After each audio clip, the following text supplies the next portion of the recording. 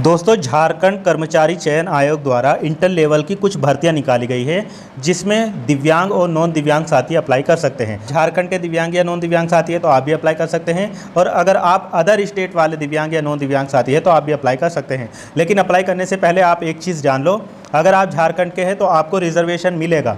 ठीक है, आप दिव्यांग हैं और झारखंड के हैं तो आपको रिजर्वेशन मिलेगा। लेकिन अगर आप अदर स्टेट वाले हैं तो आपको अनरिजर्व कैटेगरी में ही काउंट किया जाएगा। मतलब आपको झारखंड में दिव्यांग होने का कोई रिजर्वेशन नहीं मिलेगा, आपको एज अ जनरल ही क्वालिफाइड करना पड़ेगा। तो ये चीज़ आप पहले ही समझ लो, मैंने इसीलिए पहले ही बता दिया आप लोगों को कि अगर आप अदर स्टेट वाले हैं तो आप अप्लाई तो कर सकते हैं, बट आपको एज अ जनरल ही क्वालिफाइड करना पड़ेगा। और अगर आप झारखंड के दिव्यांग साथी है या नॉन दिव्यांग साथी है तो आपको आपकी कैटेगरी के हिसाब से रिजर्वेशन दिया जाएगा।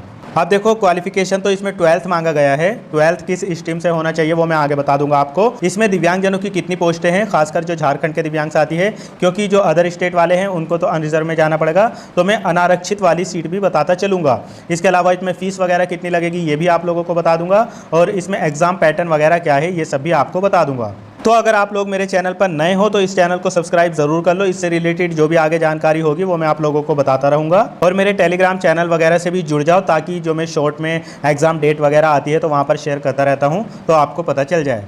बाकी वीडियो पसंद आएगी तो इसको लाइक भी करना और अपने दोस्तों तक शेयर भी ज़रूर करना।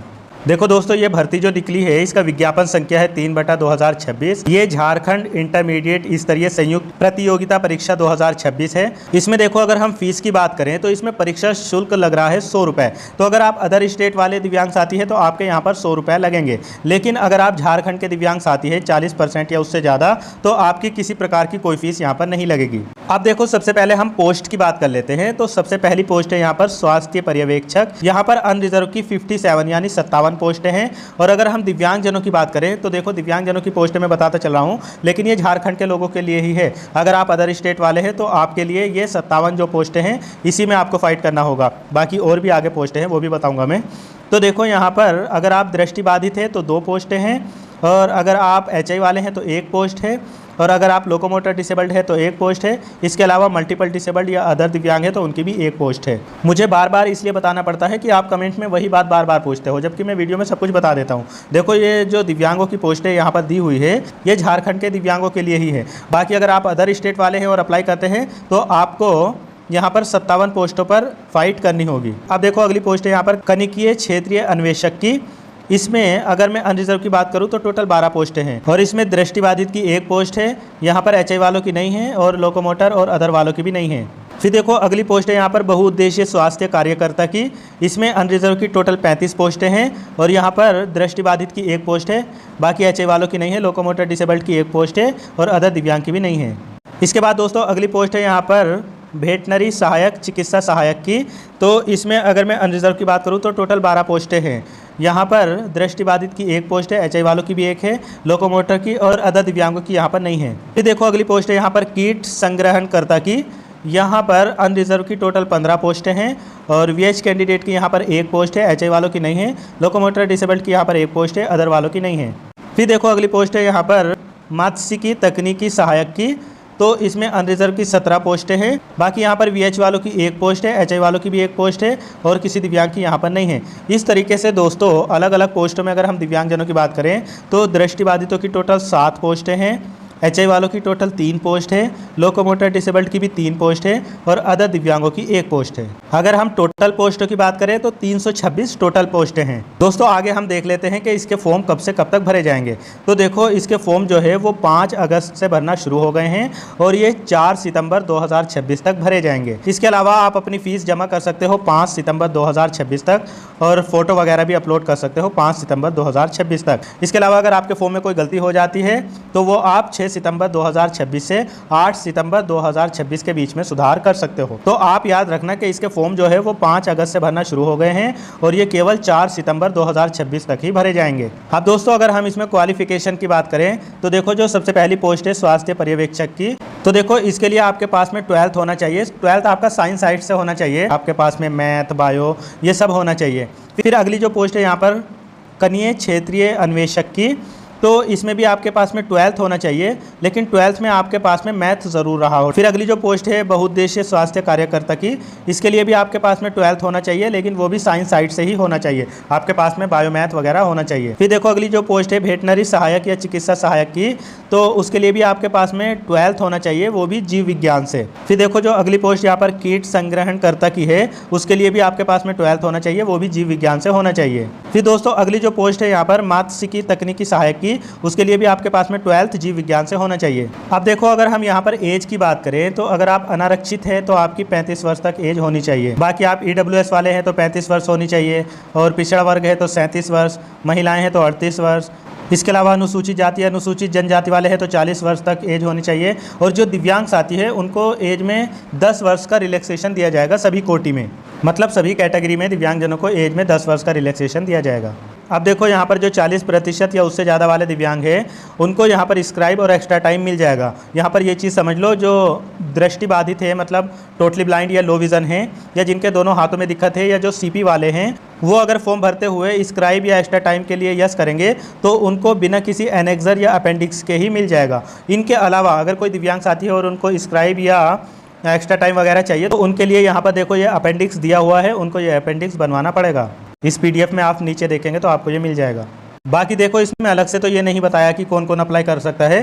फिर भी देखो यहाँ पर अगर टोटली ब्लाइंड या लो विज़न है तो अप्लाई कर सकते हैं, डेफ HH है तो अप्लाई कर सकते हैं।